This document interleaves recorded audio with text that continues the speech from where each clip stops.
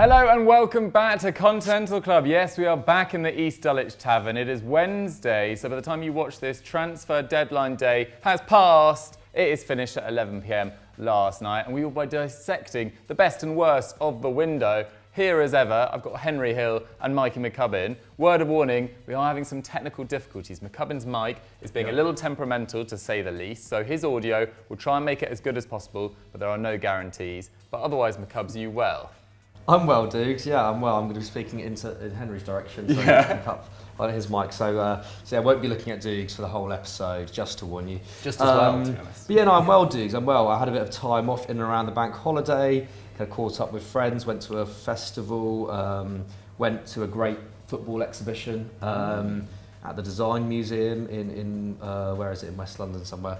So yeah, had an all-round nice time, and yes, getting stuck into the end of the transfer window. Had to catch up the last few days on what I'd missed. Neil Maupay to Everton, what a game changer. But yeah, no, all well, Dukes. How are you? Yeah, no, all good as well. Excited to be back in the EDT. Henry's got his Fulham shirt on. Oosh. Old school Fulham. We're trying to work out what year it was. What do you reckon, Henri? I think it's 2018. I think it was the first year we went back down to the Championship. Years gone by. But yeah, what a time to be a Fulham fan. I thought I'd get it on now while I can celebrate a bit, because, if Mitrovic gets injured, then it's going to be tricky. But yeah, it's actually so great to see Fulham playing well again, defying the haters. And yeah, I'm enjoying, and Roma as well, my other team, doing brilliantly. So it's a good time be a Henry Hill football fan. Absolutely. A Henry Hill football fan, I like that. It's his own brand, it's like his own company. I like it a lot. As I said, today we're going to be discussing the best and worst of the window. We are filming this on Wednesday, so that's because of scheduling issues. So there will be a day more of transfers, so a few things might have changed, but in general, we think across Europe, most clubs are probably finished. We're going to start with the best of the window. And Henry, I suppose we've probably got to start with Barcelona from Cooler HD. Do you think you classify it as the best, or are you not so happy with this one? I mean, it's impressive in terms of the names they've brought in, but I still don't think it's that remarkable. I mean, Ricky Puig has gone for nothing. It's based on whether or not he will perform at LA Galaxy. Longley, they've got him away on loan. Umtiti, really happy that he's got away, gone to Lecce. That was actually quite an emotional video of him being introduced to the fans and him in tears, almost to be loved again in a certain way. I think that's great, but I still don't think that's taken much of a financial burden off Barcelona. Nico Gonzalez, great, good loan spell, happy for that. But yeah, the incomings are exceptional, and Lewandowski's already hit the ground running, with 4 goals so far. I think that we're going to expect that. He is just one of the greatest strikers we're ever going to see.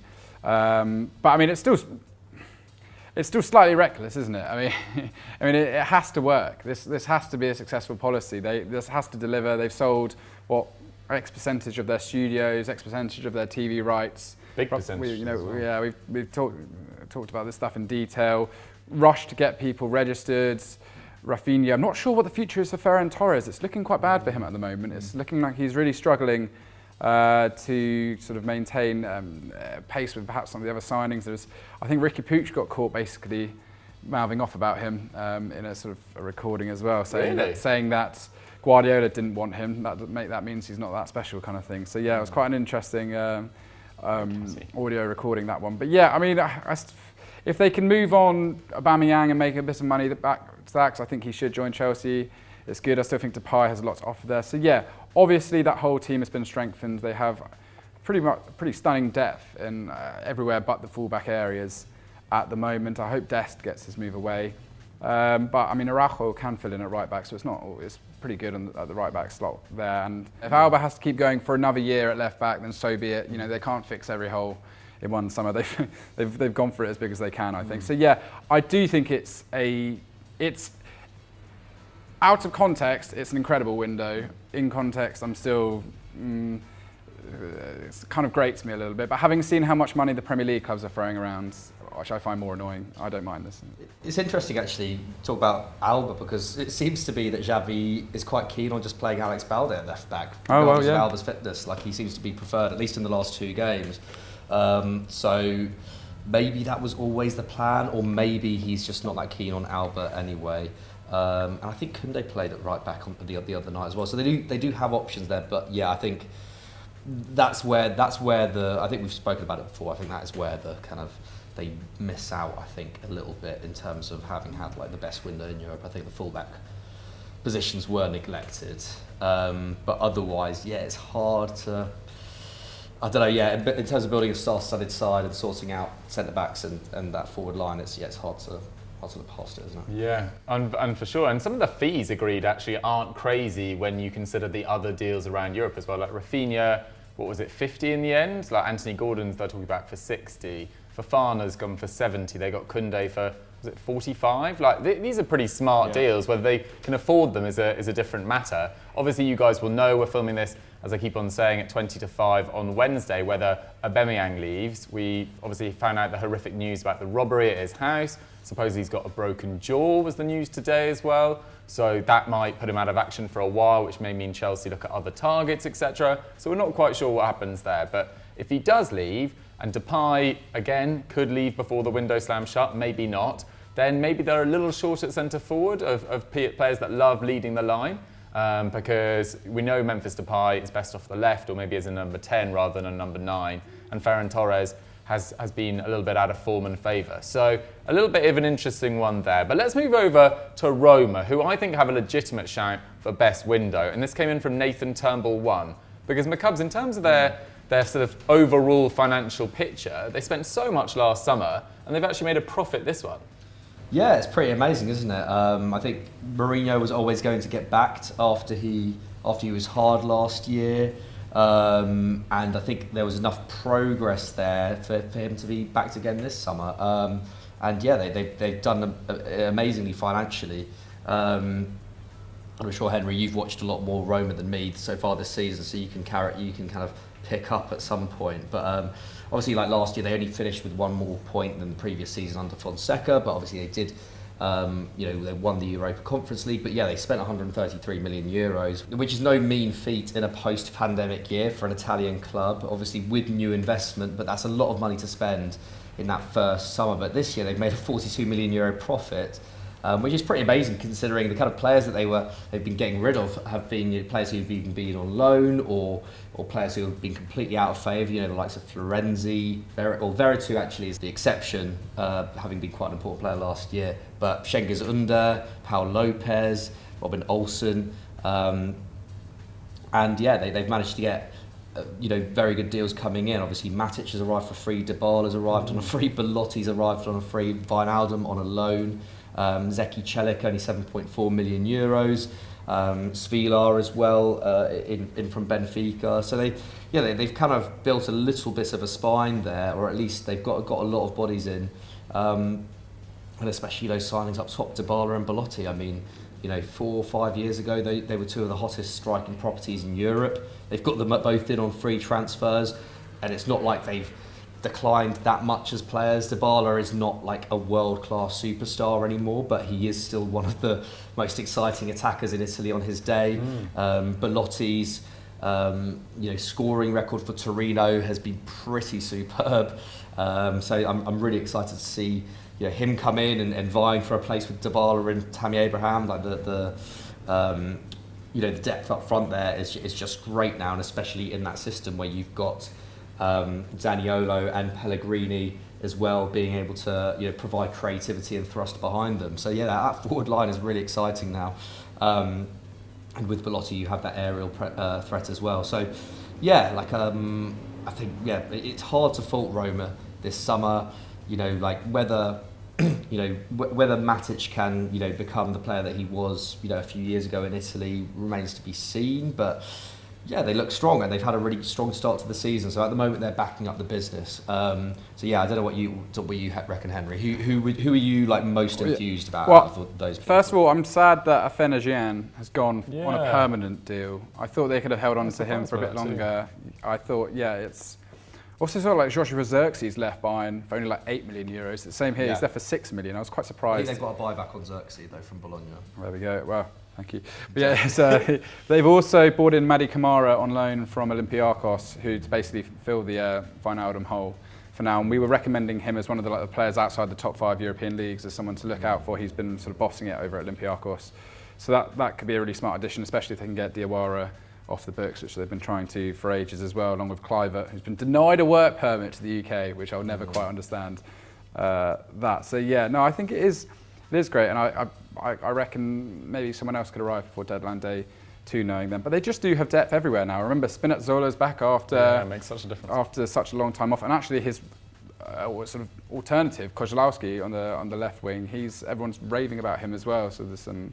He came in and played really well in the 3-0 victory against Monza the other day. So yeah, they're backing, as you say, they're backing up the signings at the moment. What is it, 10 points after 4 games, including a draw. Top of the league. Draw away to Juventus. Exactly. It's and sort of, I think Mourinho outmaneuvered Allegri in the second half of that Juventus clash as well. So, and Abraham giving everything. I loved what Mourinho said about Abraham the other day. He was my Tammy. He was the Tammy I wanted to see. He didn't score, but he did everything else, winning every ball. And that ridiculous header that set up Dybala for his first goal. What a strike, by the way, to open your account. But yeah, I mean, you never know with these kind of teams. But at the moment, momentum is on their side, and that's a powerful thing. So yeah, I think it's an amazing window considering, yes, how little they spent. And so, and just one last thing, like, they're not even paying these players that much money. Like Belotti's on something like 60k a year. Dybala's on 60k a year. Sorry, a week. Sorry, I think Dybala's only on about a net of like 5 million, 4 million a year. So haven't busted the bank to get these guys through the door. So it's really impressive in that regard. Absolutely, it was smart. It does slightly ramp up the pressure though. These are big names. Last summer was big spending. They need to get top 4, and it looks really competitive. We'll talk about Lazio in due course. All the top teams, we thought Napoli might have had a bit of a drop-off, but they look pretty solid so far. Atalanta's results haven't been too bad so far either. So it's super, super competitive, as it was last year in Serie A. Let's move on to PSG, who was suggested by Cecil Takim Indifo. And I would suggest their best signing this summer seems to be Christophe Galtier. Wonderful start from the new manager, changed up the formation. It's clearly got the best out of Hakimi and Nuno Mensch as well, really suited to that wing-back system. Neymar, as everyone's pointed out, as we've pointed out on numerous shows already this season, looks absolutely exceptional. Messi looks like the Messi of Barcelona rather than the Messi who was quite unlucky last year. He did hit the post so many times. I think it was a Ligue 1 record. I think it was over 10 times he hit the post. But it was also a little bit off colour until about January time. So he's, looks rejuvenated, and some of their market business I think has been really solid. I think they've strengthened for the future with the likes of Ekitike and Nordi Mukiele, etc. Vitinha's come into midfield and looked pretty solid alongside Verratti. Was a little bit confused yesterday because they've announced the signing of Carlos Soler as well. He was a slightly strange pickup, but then I suppose maybe they were just looking for a sort of utility player that can play in numerous different positions behind the striker, but he's been playing in midfield for the last few years at Valencia, has scored a lot of goals, but the majority of them penalties, and maybe they were just looking for just another body to have in there, and I think he's only 24 or 25, I think. So. They got Fabian Ruiz as well. I mean, how could I forget? Fabian Ruiz, excellent. It is excellent, but do you not think that's just a ton of midfielders who are eventually not going to get the minutes they want? Yeah, I suppose. I mean, Ander Herrera's left Athletic Club, Wijnaldum's gone to Roma, Idrissa Gueye I think is close to joining Everton. It's just a completely new style of midfield. All quite more box-to-box players than the players I've just mentioned. But then I suppose maybe if Galtier thinks we're playing 3 at the back, we need a little bit more ball progression in midfield, and these are pretty good options. But I agree with you. Fabian Ruiz and Carlos Soler seems a little bit random, so any PSG fans, if you could shed some light on that in the comments, that wouldn't go amiss. Let's move on to Ajax, and this came in from FPL DJ Hammer. And McCubs, I'm going to go to you on this, because you have bankrolled, you being Man United, bankrolled Ajax's new rebuild. Unbelievable. Well, I mean, yeah, 100 million euros for Anthony is one of the robberies of the century, isn't it? How they managed to get that fee for him is pretty beyond me. But yeah, I mean, they managed to shift him and Lisandro Martinez for 160 million alone, 227 million euros in total. Haller, Gravenberch got pretty... Well, I think Gravenberch, actually, they could have got a better deal for had he not had so little time left on his contract. But Haller, they doubled their money in 18 months on. Per Schurz, Tagliafico. I mean... Actually, Per Schurz and Tagliafico didn't get a huge amount for, but like Tagliafico kind of lost his place. It was probably time for him to move on. Obviously, lost Mazraoui for free. But yeah, I mean, the main thing is that they've been pretty smart in terms of who they've got back in. Owen Wijndal, one of the best left backs in the Netherlands over the last few years. Steven Bergwijn has come back and hit the ground running, hasn't he? Calvin Bassey from Rangers as well, really, really impressive in the Europa League. In the Europa League last year. So it's quite. I would say it's been a really good selling summer for them. They've not rebuilt this team yet. No. It's only the start of all that. They've had a really strong start to the season. They've won 4 out of 4 at the moment. Bergwijn's already got 4 in the league. That's half of Anthony's entire output for last season, just for context.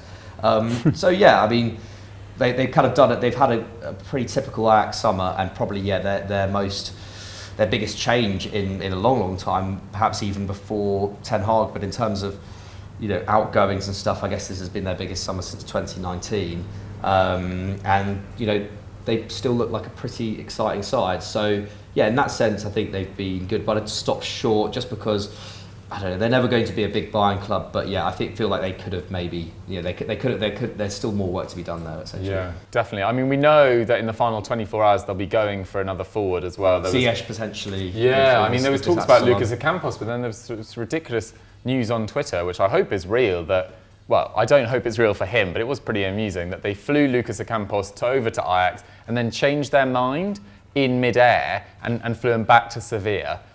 Didn't want to sign him. So maybe Hakim Ziyech has joined Ajax by the time this goes through, but I think they were getting a bit frustrated by his wage demands as well. Maybe Leon Bailey. I would like that. I think that'd be a great Leon move. Bailey was talked about as well. We were writing about that in Euro Transfer Talk this week, which is, as you know, incredibly accurate at all times. So, who knows who Ajax have brought in. Leon Bailey, Hakim Ziyech, very exciting. It doesn't look like it's going to be Lucas Ocampos. And he has had a really pretty solid last 2 years, but he was exceptional in his first year, but maybe isn't the player to take Ajax forward given his age and recent form. Henry, let's talk Turkey. I know you've been dying to do it.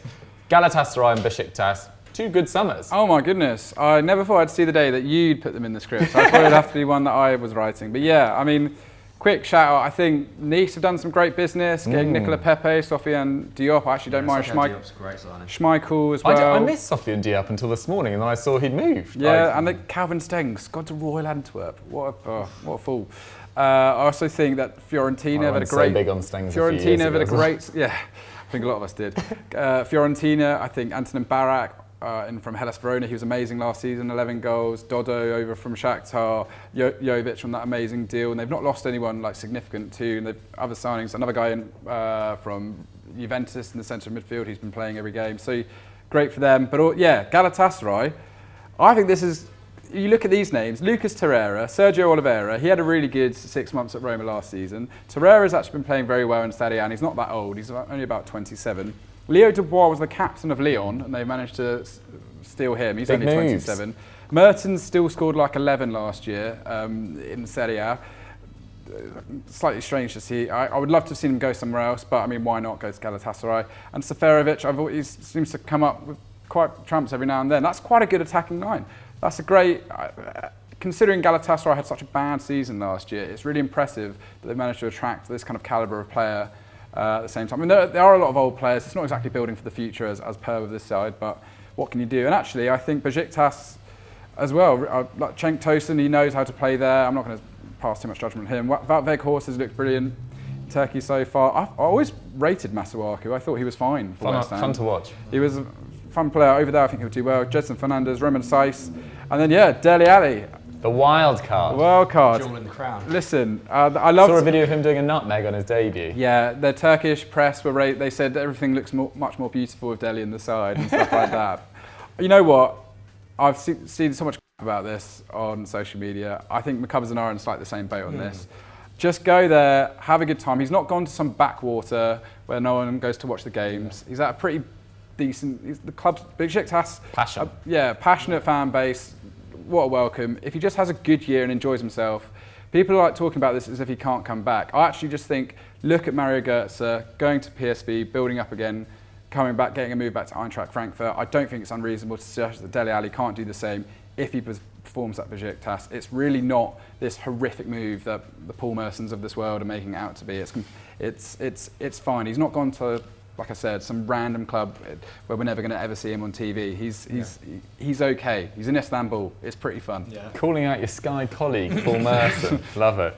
Right, guys, before we move on to the losers of the window, I just need a one-word answer. Who has won it for you?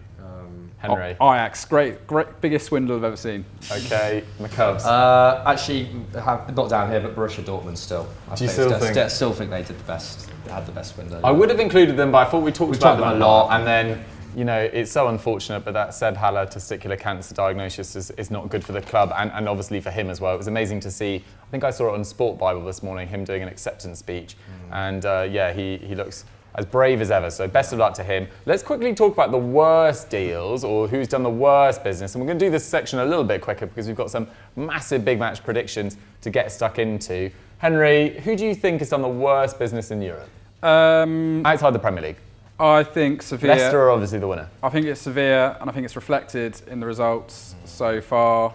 Because the other sessions we've got here, Lille and Atletico. Atletico are still fine, aren't they? I mean, Lille have got off to a better start than perhaps most expected. You never quite know where they're finding their players, but yeah, I think Sevilla. It's difficult, really, isn't it? Koundé, Diego Carlos, two big names. Luke De Jong, actually quite a useful forward. Good for Barca. Yeah, Nianzou, I haven't seen enough of him to know about. Marçal, same again. Isco, you barely featured so far. No idea how that's going to work out. And Alex Telles as well. I just think their squad building is always so random. It's always sort of they sort of pummel loads of players into that squad and just sort of hope for the best and see what will happen. See who'll pop out in their starting 11. You never quite know. They're all roughly at the same level, and yeah, I worry for Sevilla this season because I think teams like Villarreal and Betis are just ahead of them at the moment, and Real Madrid and Barcelona too. So yeah, I do worry for Sevilla. I think they're going to have a disappointing campaign. Not a very happy club at the moment as well. They were really unhappy with Lopetegui towards the end of last year, despite the fact they were top at sort of Christmas time or at least around top. But that sort of slow demise and the goals really dried up. Really, really unattractive window. I agree with Henry. McCubs, who would be your worst? Yeah, it's tough. It's actually tough to pinpoint because I feel like clubs generally have gotten a bit better with their transfer policies in recent years, given the kind of financial restraints. But I do think Atleti, in some ways, it was kind of good for them to have quite a quiet window. But you know, Axel Witzel's not exactly the most exciting midfield signing. That midfield doesn't look that much better at the moment. He's playing centre half. So I mean, and perhaps perhaps in the long run it will suit him. I've not seen enough, of Atleti's kind of full matches so far to really judge. But like, he struggled in that position at Dortmund. Maybe the kind of style of La Liga, more deep blocks, will kind of be more to his advantage in that sense. But yeah, it's really tough. I think, Lille sold a load of talent, didn't bring in a huge amount back, but then I kind of feel like Fonseca has already got them playing really good football, so I don't think that's too bad for them. I kind of feel like he'll do a decent job with what he's got. Yes, it's a tough one actually. It's a tough one. I kind of feel like maybe a club like Hertha Berlin, who don't look any better this year than they did last year, I feel like they're going to struggle with relegation again. I don't see that much in their kind of incomings to suggest that they're going to, even make mid-table in the Bundesliga this year. I kind of feel like it's a club like them sort of thing. Fair enough. I'm going to put Lille in there. This came in from John Manfield as well. We've talked about the amount of top talent that has left that club over the last 2 years. It's part of their business model. They've obviously lost Christophe Galtier in the last 2 years. They've lost Luis Campos. They've kind of a little bit of lost their spark. And I don't think the names they brought in are adequate replacements to continue even competing for European football in France at the moment, because that area between second and sort of fifth, sixth, I think is actually quite strong. But Mohamed Bayo, highly rated player, probably not ready to deliver Lille's sort of Europa League football. Remy Kabaya, do you remember him from Newcastle? He's actually started okay at Lille. And Ismaila from Shakhtar Donetsk as well, who's grabbed a goal in the first 3 or 4 game weeks. I can't remember how many we've had in France, maybe 4. But yeah, the results haven't actually been too bad under Fonseca, aside from that 7-1 loss to PSG, but I just don't think anyone would write home about their business. But guys, we want to hear from you. Who do you think has had the best transfer window and the worst? Let us know in the comments down below and we'll reply to as many as possible. Let's move on to our big match predictions. Okay, it's time for big match predictions. So last week, Juventus versus Roma. Both of these two backed Juventus. I went 1-1, and that turned out to be the result. So 3 points to me, our first perfect score of the season. Well done, Doogie. Well done, blah, blah, blah, blah, blah. Anyway, Gladbach versus Bayern. We all backed Bayern. But who saw Jan Sommer coming up with 19 saves? Some of them incredible, some of them not that incredible, but still 19 saves. A Bundesliga, actually maybe it was a top 5 league record. I can't remember. Either way, that finished 1-1. We don't get any points. I look like an idiot having predicted 5-0 in that game. Similarly with PSG versus Monaco, we all thought PSG would win, some by heavy scorelines. I can't remember the specifics. It finished 1-1, so no points for any of us. That means that going into this week, I'm on 5 points, McCubbs is on 2, and Henry, our reigning joint champion, is on 1. What to do? You must have put a witch doctor on me. That's all I can say. That's, Pogba style. Yeah, you Pogba'd me. What a weird story. Maybe we'll talk about that in quick-fire questions, but bizarre. Anyway, feel very sorry for Pogba, although I'm sure more will come out in due course. Anyway, let's kick off with the Derby della Madonnina, AC Milan versus Inter Milan, Saturday 5 p.m. Huge game. Henry, what are your initial thoughts? It's early doors in both people's campaigns, or both camps. Yes, it is. You know what? I watched the Milan-Sassuolo match up on Tuesday night, and I thought Milan were really disappointing. I thought that unless Rafael Leao was on the ball, they really struggled for any kind of creativity. They're really relying on him to beat a man, to sort of make something happen. It was just quite static, and actually I thought Sassuolo could have pinched it if they just... Well, they had that penalty as well. Yeah, actually I think Sassuolo had a bad window. That's someone else I should talk about. But yeah, I think exactly. So, and Inter on the other hand looked pretty excellent, didn't they? I mean, they've got depth up front, which is just great. Correa scoring twice now in sort of as many weeks, and that goal from Barella. I mean, a lot of people saying that when Luka Modric leaves, that they should really consider looking at Barella. I think if they do lose, the hunt for Bellingham, then I think Barella would be a really excellent addition at Real Madrid. If they ever were to go big on another midfielder. So yeah, I think he's just such a wonderful player. I liked that Lautaro finish as well. Yeah, his finishing this year has been amazing. That I saw you reshare the Lukaku head down straight in. I remember there was a time I didn't think he was maybe as good as he was. He's exceptional. He's one of the great strikers I think in Europe at the moment. So really in this one, I'm going to go for Inter. I think I just... Even after the disappointing result last weekend? Even after losing to Lazio 3-1 last week. You're right, it was slightly strange, but it's hard. You know, I know they're away from home, but they're not. It's not quite the same. But yeah, I mean, Luis Alberto did score that absolutely wonderful goal, and actually, Sarri, I think the Sarri ball is sort of imprinting on this Lazio side. So yeah, one to watch maybe. But for this one, I'm going to go for a 2-1 win for Inter Milan. I think. Yeah, I'm going to go for 2-1 to Inter Milan. I just think that I can't see AC breaking them down. They're up against a much better defence than the Sassuolo one, and I just think that Inter got the means to score goals at the moment. Nice. McCubbs, I remember last year we were sort of backing Inter in most derbies, and they did come out on top in the Coppa Italia, but there was that famous derby where Olivier Giroud scored that brace. Do you see something similar happening? Can you back Milan in this one? It's difficult. Yeah, it's tough. It's really I feel like this derby's come too early in the season. Like it's really tough to know actually what these two sides are about, because I thought Milan looked great in that first game. I can't remember who they beat for. Was it 4-2? Udinese. Since then, I've looked a bit more flat. I want to see Yassine Adli in the team more. I think he's a more physical presence than say Brahim Diaz in attacking midfield. Because at the moment they do lack creativity going forwards. And when you have someone like Giroud up top, who's not the most mobile these days, you do need that. You need people firing him in. And I think actually again another team I think maybe slightly disappointing window, having missed out on Ziyech, she was such a top target. Milan, they haven't sorted out that right side, have they really? Yet to see De Ketelaere really starting consistently either. So it will take a bit of time for this Milan team to kind of kick back into gear, and I kind of fancy Inter in some ways just because they're stronger back to front, Lautaro's in good form. Obviously Barella scored that superb volley the other day, I just feel like there's a few more match winners in there in better form at the moment. Lukaku's out, isn't he? But Dzeko is available, and Yeah, I just kind of fancy Inter for this. I'm going to go. In fact, no, I'm not going to fancy either of them. I'm going to go for a draw. After all that, after all that, I do think Inter are better, but I just think, yeah, like it'll be 1-1.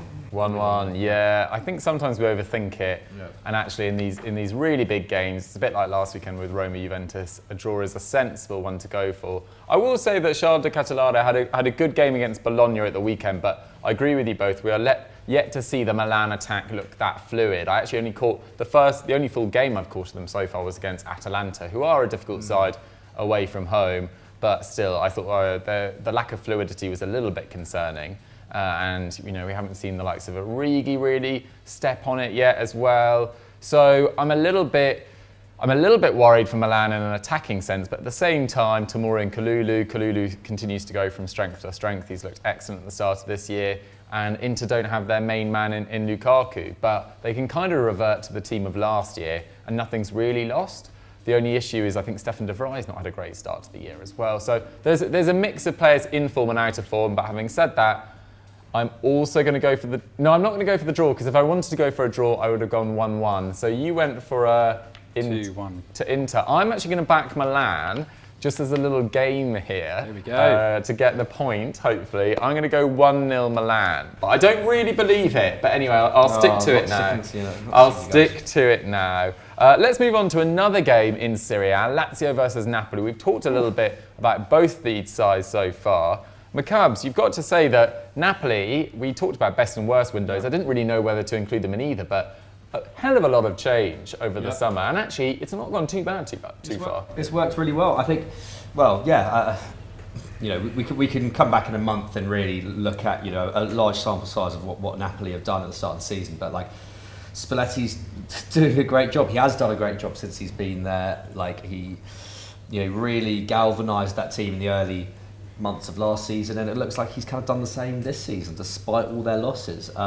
It's great. Kavic's had a great start to the season, hasn't he? Has he got like 3 goals in 3 appearances or something like that? He's just looked great, and I think he's very quickly going to become kind of beloved by the fans. They've looked pretty impressive thus far.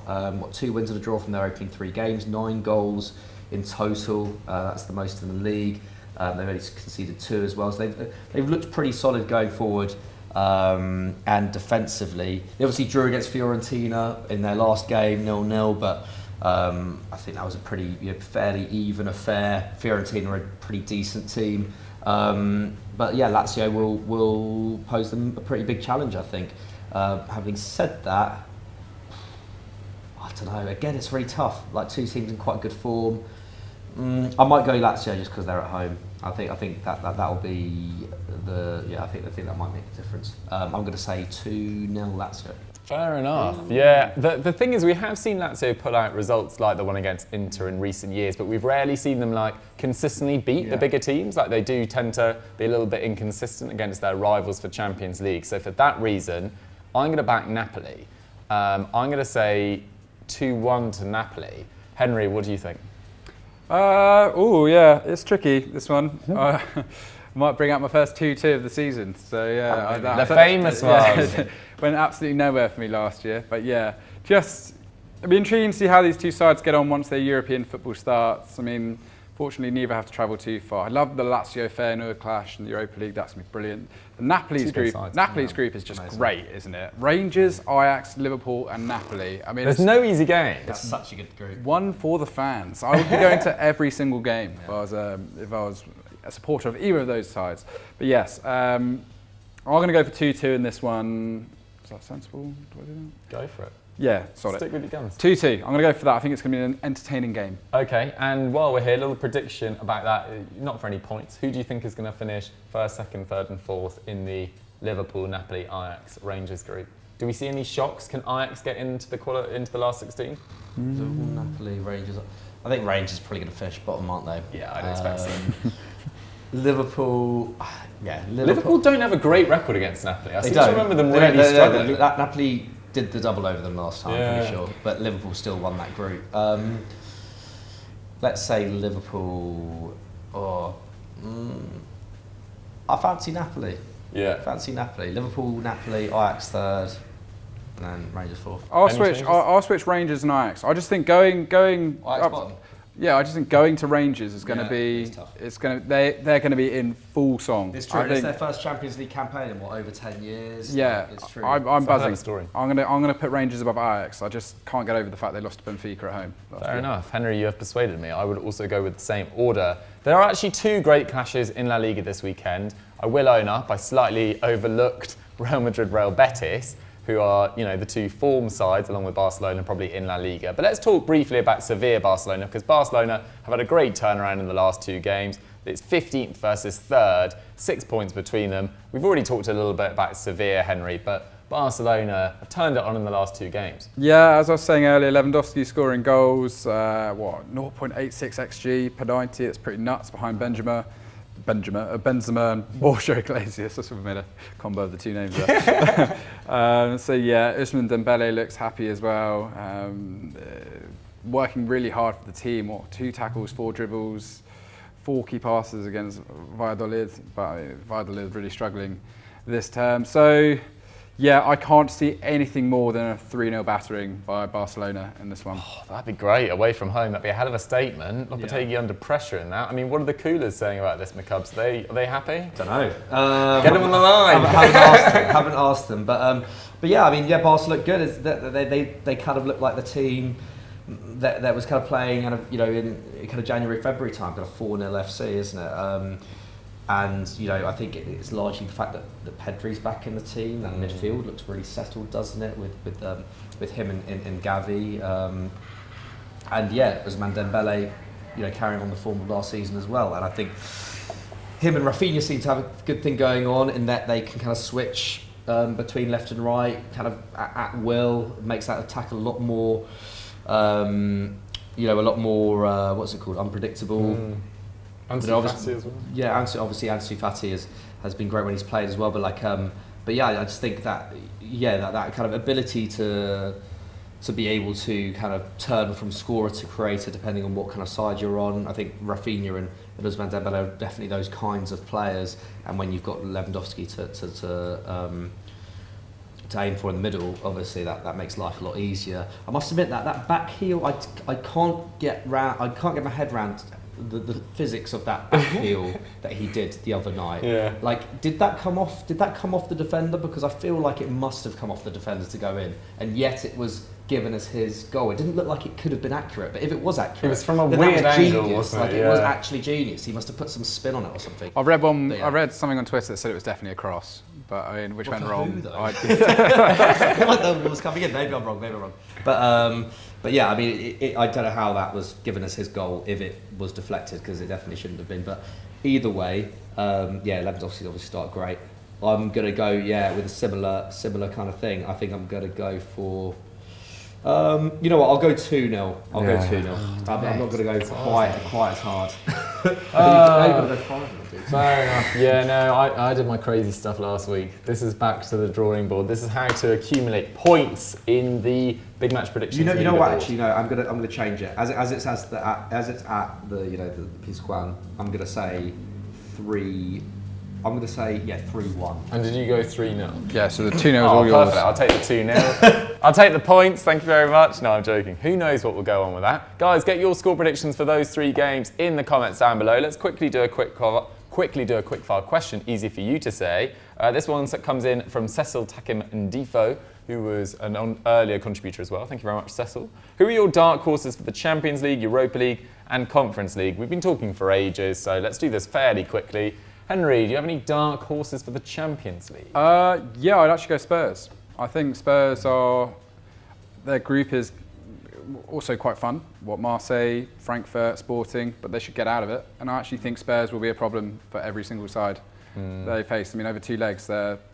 Counter-attacking threat. Yeah, Harry Kane scoring goals, as I predicted on Team Talk. Go check it out if you haven't already. And yeah, I think Spurs could make a big statement, although everyone's like, Conte's rubbish in the Champions League. But yes. yeah, Yeah, I can't really see beyond that much of an upset. I think Bayern and PSG are just looking pretty strong this year, and even Real Madrid, you never know. So yeah, I'll go for those two. And Bruges, of course. Yeah, the boys. The thing about Conte's record, I think it's about a third in terms of wins, draws, losses in the Champions League across his whole career. But I agree with you. I think they will be a major threat. I saw a guy I follow on Twitter called Nathan A. Clark, who's a big Spurs sort of podcaster, data guy, and he did the rolling XG and rolling XG against from the Pochettino to Mourinho, then Nuno to Conte. And at the moment, it is the widest it's been since like 2016-17 under Pete Poch.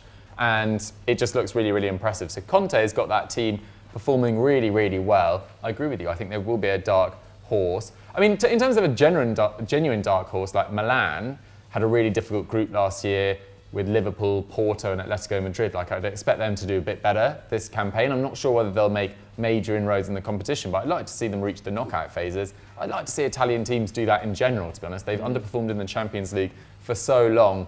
And then I don't think you want to play Bayer Leverkusen either. Like, I do think they've got a lot of genuine threat on the break, particularly when Florian Wirtz gets back, although that might not be until the knockout phases if they make it. So I think they'd be a danger if they dropped into the Europa League as well. My Cubs, on the topic of Europa League, there are some good sides in the Europa League this year. Arsenal, of course. Yeah. Do you see a shock in there, potentially? Potentially. It's difficult with Europa because obviously you have the clubs coming in from the Champions League as well. So like I do think like an Ajax or a Rangers, for example, could do some damage. Just as well Rangers did last year, not through the same route, but you've got down here Real Betis, great run in the Copa del Rey last year under Pellegrini. Like I think they've got a really good squad. In terms of over two legs, I think that they've. I really like that team.